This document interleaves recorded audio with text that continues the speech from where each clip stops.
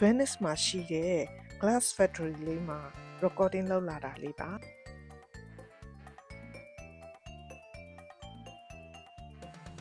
of the oven, it is 1100 degrees, 1100 degrees centigrade. That's about 2500 Fahrenheit. Glass, it is made out of sand, silicate sand, this is the one.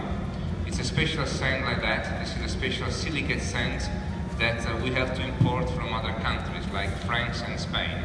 So during the night we have to mix together, we have to melt this special sand with sodium and potassium in order to obtain just clear plain glass. Can you hear me? Yes. Then all the other colors are made using minerals oxides.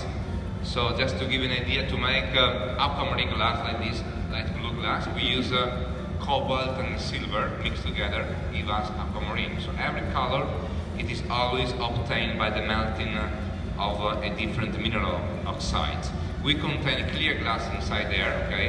So the glass is already in the oven. Inside there is a big container. Glass, it's almost liquid because, you know, of the very high temperature.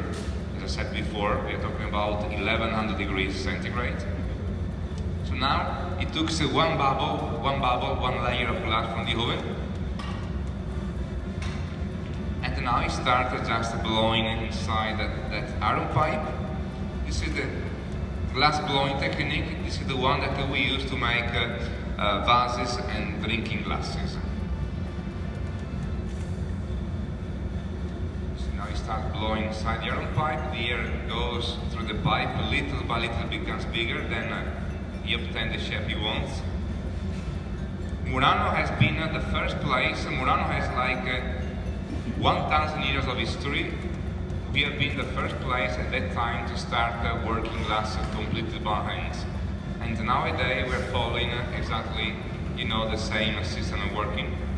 That means that everything is still produced by hand. We don't use mold, not even machine, in a way that you never find the two pieces the same. I don't know if you can see that inside that ball of glass there are some colors. Those glass pots are given by little beads. Because before, I don't know if you have seen what he did before, he took glass from the oven, then he was collecting some beads from moleskin. So this is a small estuary, there are some beads in different colors, and those are beads as designed, so they are already melted in. The beads that I'm talking about are also the ones that we need to make this kind of plate, for example, just to give you an idea, okay? Much bigger than those, okay, but the same idea. This is the famous millefiori, thousand flowers. Glass mosaics, they come from very long glass sticks like this. Every glass mosaic comes from one of these glass sticks. They have to prepare to pull glass sticks like that. Then you have to cut it into those little beads like this. One, okay, one, just sample, okay. And then the beads are fused them together to create, for example, a beautiful plate like that on the table. And that's one of the most typical style ever made in Murano. We call it as millefiori, thousand flowers. I don't know if you ever heard about that. Millefiori, thousand flowers. In Murano there are no schools where you can go to learn. Usually this is still a family tradition from father to son, from generation to generation. And it takes really lots of time to become a master. It takes usually from 10 to 15 years of, let's say, apprenticeship to become a master. And that's one of the reasons that our teenagers at the moment, they don't want to start anymore this kind of job. Marco is our youngest master. He just became master last year after 14 years of apprenticeship, because he started working class when he was just 14. Okay, now he's 28 and he became master recently, last year actually. Now he's going to turn the vase upside down in order to shape the top part of it, but he has to reheat the vase also back to the oven to keep it soft, to give the shape to the top part of it. In Murano, this is the most famous color, by the way. This is the most famous known color in Murano, red, Venetian red, and this is also the most expensive one. And I will tell you the reason why later upstairs in our showroom. I will tell you the reason why red is more expensive than any other color. Okay, there is a good reason for that. Okay. winter time, usually from December to February, we stop the production, which is usually in that area. So right now this is just a very short, quickly demonstration, just to give you an idea about the glass making. But that area, usually we used to have, from February to end of November, like 20 people working glass every day, where we do make chandeliers, we do make drinking glasses, modern pieces, and so on. There are 3 teams working glass. Each team is, specialized for one style.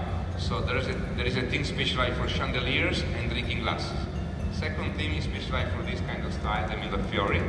The third team is specialized for the what concern modern, contemporary art items. Okay. The most important thing that you have to know. After this, I will take you upstairs. You will see all our showrooms. Whatever you see later, it's all produced in here, right? We don't buy glass from other places. We do make it there, and we only display it and sell it in our showroom. So you will see 100% the original, authentic Murano glass, 100%. Okay, there's no doubt. I have to tell you that because now downtown, I don't know if you ever did you walk already through St. Marco Square? Have you been already in St. Mark? Are you going from now? When you will be there, you will see many shops selling glass. And you could find some imitations coming from other countries, right? Recently, since few years, there is also a trademark that I will show you upstairs. There is a sealed trademark, which is the only way to make sure if it is authentic, original work of art or not. Thank you, Marco. Grazie, thank you very much. When the vase is finished, we must place it inside, we must put it inside a special oven, cooling oven for 1 day. Now we have to cool it down until tomorrow morning. The temperature inside there is 600 degrees centigrade. It goes down slowly down to the day temperature for 1 day. You know the reason why we have to do that? You know why we have to do it? Because otherwise if you stay here longer, you will crack, you will break for the change of temperature. Every single glass, every single piece which is made out of glass has to be cooled down for minimum 1 day, right? You had an idea about the glass blowing technique. The next demonstration is going to be something very, different, because now he's going to show you the way how we make glass figurines, glass sculptures, right? It will be something solid. So that means that this time he doesn't need to blow inside the pipe like he did before. Now he has to pull glass using the same tools, pincers and scissors, to shape a small glass animal. Actually, I don't want to tell you what he's going to make, because Marco, he likes to change all the times. He's specialized for figurines, really. I'll let you guess what he's going to make.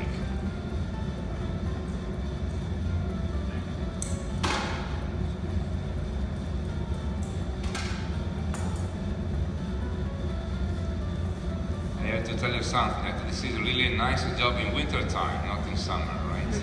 That's why they usually work until the end of July, so they go on vacation for 1 month, from the last week of July to the first week of September. At the moment we only have 20 people working glass, as I said before, but in the 70s they were like 50 people working. Now there are only 20 left. That's really a shame.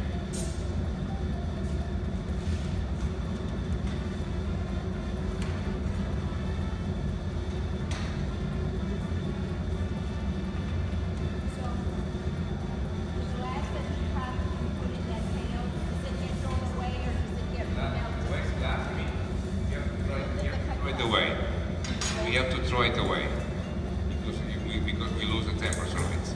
No, but you can't remelt it. You can't remelt it. You can't.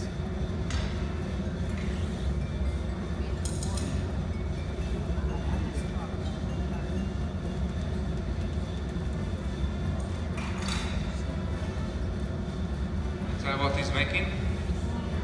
Seahorse? No. I don't think so. Let's see. Can you go closer to find out? Horse? It's a unicorn. It's a unicorn.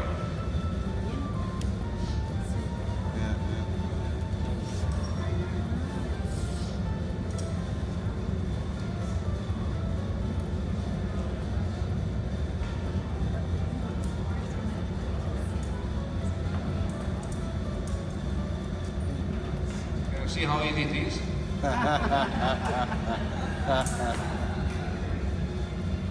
He doesn't want to teach me. I can't do anything by myself because he doesn't want to teach me, man. Very jealous. Thanks.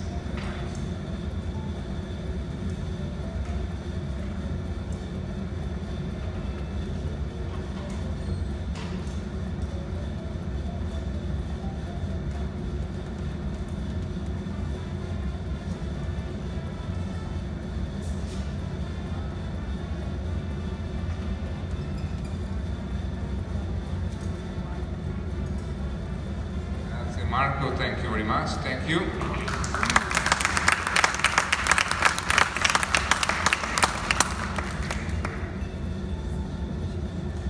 Thank you so much. Grazie. Thank you, Marco. Is that beautiful? You like it? You enjoyed the demonstration? I hope that you enjoyed the demonstration. You like it? I didn't ask you before. Is it your first time in Italy? First time? Yes. You're all from, you said before, from all over America? Yes. From different states.